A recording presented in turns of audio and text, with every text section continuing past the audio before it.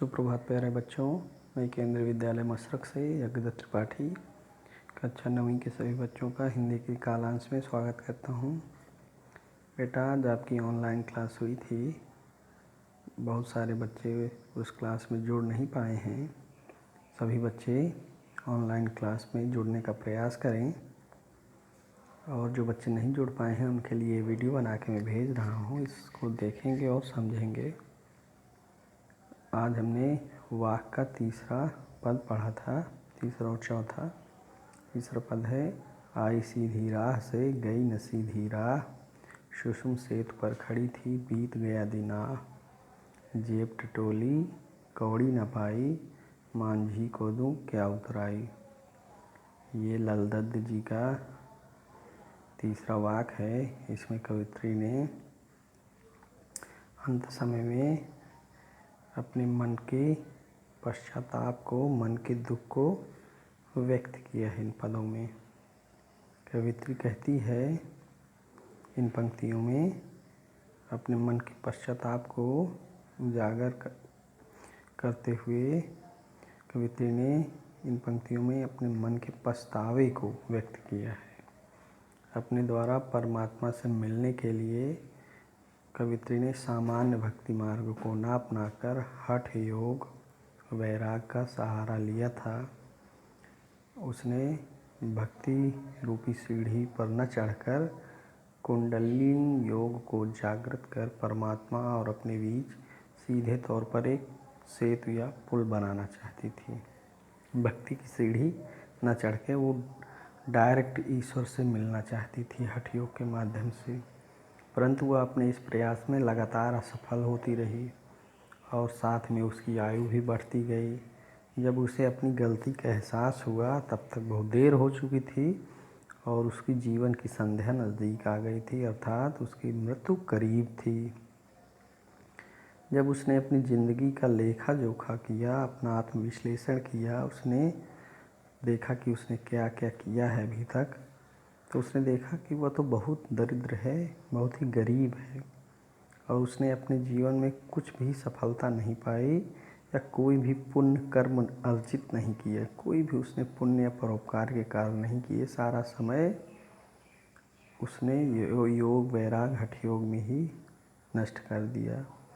और जब उसने देखा कि उसके पास कोई पुण्य कर्म नहीं है और उसके पास अब कुछ करने का समय भी नहीं है, और तब मुझे बहुत पश्चाताप हुआ, बहुत पछतावा हुआ।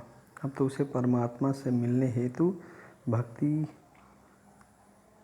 का ही सहारा लेना होगा, और भवसागर से पार जाने के लिए उसे भक्ति ही करनी होगी ईश्वर की। पार जाने के लिए परमात्मा या भगवान जब उससे पार उतराई के रूप में उसके पुण्य कर्म मांगेंगे तो वह ईश्वर को क्या मुँह दिखाएगी और उन्हें क्या देगी, क्योंकि उसने तो अपनी पूरी ज़िंदगी ही हठ योग में बिता दिया है। उसने अपनी ज़िंदगी में ना कोई पुण्य कर्म कमाया, ना कोई परोपकार किया, ना कोई अच्छे कर्म किया, ना ही उदारता दिखाई। अब कवित्री अपनी इस अवस्था पर पूर्ण पश्चाताप हो रहा है, पछतावा हो रहा है, पर इससे अब कोई मोल नहीं, अब इसका कोई परिणाम नहीं है, अब इसका कोई फल नहीं है पछताने से, क्योंकि जो समय एक बार चला जाता है वो वापस नहीं आता। पछतावा के अलावा कवित्री कुछ नहीं कर सकती। और इस पद के माध्यम से पढ़ने वाले को, भक्तों को भी सचेत किया है कि समय रहते सचेत हो जाइए। अगर आप भवसागर से पार जाना चाहते हैं, अगर आप मोक्ष की कामना रखते हैं, तो उसके लिए आपको पुण्य का कार्य करना होगा, परोपकार का कार्य करना होगा, जनहित के कार्य करने होंगे। ऐसे कार्य करें जिससे दूसरे व्यक्ति की आत्मा में प्रसन्नता हो, दूसरे व्यक्ति को उससे कोई हित हो, और ईश्वर की भक्ति का कार्य करना पड़ेगा। ईश्वर की भक्ति करनी पड़ेगी। इसी सारे कार्यों के द्वारा संचित पुण्य ही उस ईश्वर को उतराई के रूप में दिए जा सकते हैं। जिसका जितना पुण्य ज़्यादा होगा, जिसने ज़्यादा अच्छे कार्य किए होंगे, उसको जल्दी इस भवसागर से पार कर देंगे, भगवान उसे मुक्ति प्रदान कर देंगे।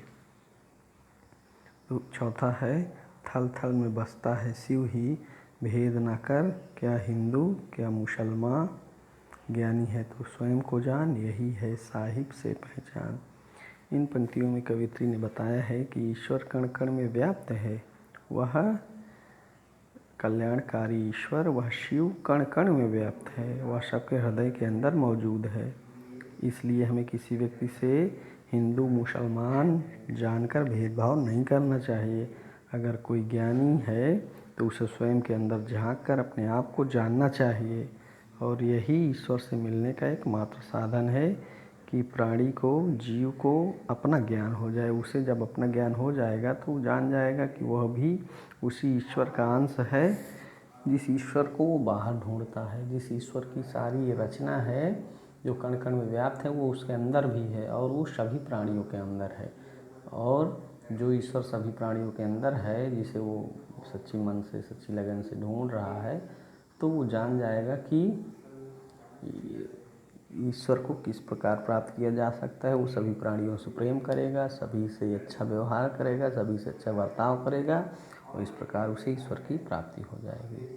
बेटा ये आपके तीसरा और चौथा वाक्य के अर्थ और उनके भावार्थ हुए हैं आज की क्लास में।